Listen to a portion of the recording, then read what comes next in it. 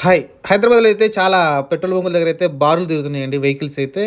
బైకులు గానీ, కార్లు గానీ అన్ని వెహికల్స్ అయితే బారులు తిరుగుతున్నాయి. ఎందుకంటే సడెన్‌గా వాళ్ళైతే స్ట్రైక్ చేయబోతున్నారు. లారీ ఏదైతే యూనియన్ ఉందో వాళ్ళైతే ఆల్ ఇండియా మొత్తంగా స్ట్రైక్ చేస్తున్నారు. వాళ్ళకు ఉన్న ప్రాబ్లమ్స్ వల్ల అయితే.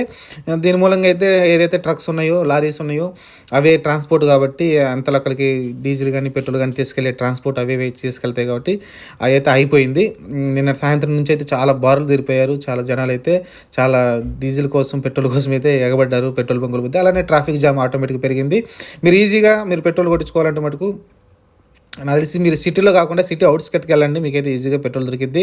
ఒక హాఫ్ అన్ అవర్ టైం మీది కాదనుకుంటే మీరు సిటీ ఔట్‌స్కట్‌లో పెట్రోల్ బంకుల్లో పెట్రోల్, డీజిల్ అనేది ఫుల్‌గా ఉంది.